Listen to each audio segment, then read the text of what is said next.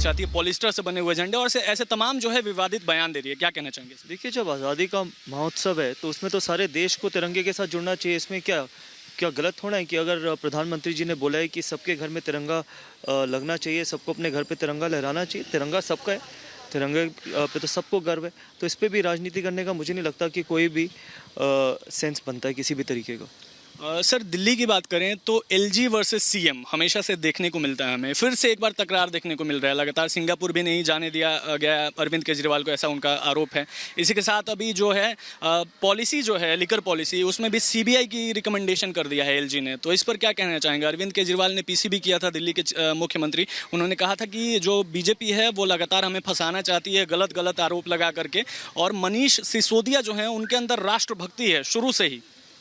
अरे, इतने सच्चे आदमी है दिल्ली के सीएम और इतनी सच्ची सरकार है दिल्ली की, तो फिर सीबीआई इंक्वायरी से इतना ज़्यादा डर क्यों है? अगर कुछ छुपाने के लिए नहीं है, अगर आप कहते हैं कि आप सबसे ज़्यादा ईमानदार व्यक्ति हैं इस देश के और आपकी सरकार सबसे ज़्यादा ईमानदार सरकार है, तो किसी भी इन्वेस्टिगेशन से डर नहीं होना चाहिए। अगर आज मेरे पास कुछ छुपाने के लिए नहीं है तो मेरे को किसी भी एजेंसी से डर नहीं लगेगा। अगर आपके पास कुछ छुपाने को है तभी तो आपको डर लगेगा ना। और एक चीज़ ये उनसे पूछना चाहता हूँ मैं दिल्ली के मुख्यमंत्री जी से कि जब कोविड के समय जब राशन की बारी आई थी तो लाखों माइग्रेंट लेबर्स को दिल्ली से बाहर भगाया गया। जब ऑक्सीजन की बारी आई तो ऑक्सीजन पे राजनीति खेली गई। उस वक्त आप ही सभी को तो याद होगा ना कि दिल्ली में सबसे पहले लेकर ये शराब के ठेके खुले थे जब लंबी लंबी लाइनें लगती थी। और ये सच्चाई ये है कि जो लिकर माफिया उनके साथ उन्होंने कहीं ना कहीं उन्होंने उनको फ़ायदा पहुँचाया है और करोड़ों रुपए वहाँ से उन्होंने लिए उनसे। और यही कारण है क्योंकि उनको पंजाब में इलेक्शन लड़ना था।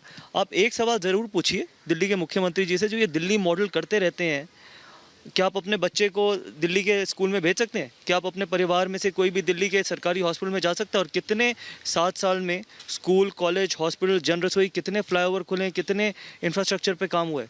जब ये सिर्फ एक ही मॉडल है, वो मॉडल ये है कि हम मुफ्त बिजली देते हैं और मुफ्त पानी देते हैं। मुफ्त बिजली कोई मुफ्त नहीं होती, वो भी जनता के पैसों से ही मुफ्त दी जा रही है। जो पानी की हालत है आप खुद जाके देख सकते हैं, गंदा पानी मिलता है। दिल्ली मॉडल कुछ नहीं है, सिर्फ ठेकेदारों की सरकार है। आम आदमी पार्टी को नाम बदल के ठेकेदार की सरकार कर देना चाहिए। छोटे और 2 सवाल हैं मेरे। पहला सवाल तो ये है कि जिस तरीके से जनसंख्या बढ़ रही है देश की, जनसंख्या नियंत्रण कानून को लेकर बीजेपी एमपी रवि किशन ने आज पार्लियामेंट में बात उठाई, तो उनका कहना है लगातार 2019 से ही विपक्ष नहीं चाहता कि ऐसा कोई कानून पास हो।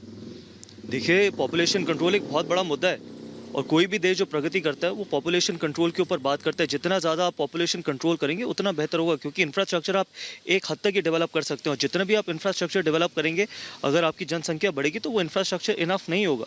तो जो रवि किशन जी ने कहा है कि अगर हम पॉपुलेशन कंट्रोल के बारे में बात करते हैं तो वो देश को आगे बढ़ाने की बात है। और हम सब चाहते हैं, कहीं ना कहीं अंदर से शायद बोलना ना चाहें, कि पॉपुलेशन एक बहुत बड़ा मुद्दा है देश का, कि अगर हम पॉपुलेशन कंट्रोल करेंगे तभी ये देश प्रगति की ओर पे पहुँचेगा और आगे तेज़ी से दौड़ेगा।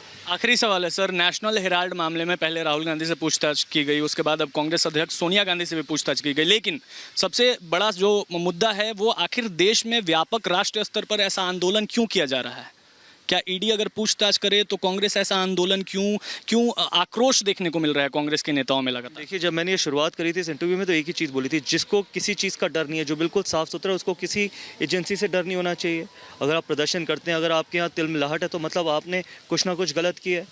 जिस व्यक्ति ने कुछ गलत ही नहीं किया तो उसको किसी से क्या डर होना चाहिए? तो जिन भी लोगों को डर है या वो प्रदर्शन कर रहे हैं, कहीं ना कहीं उन्होंने कुछ ना कुछ फिशी है।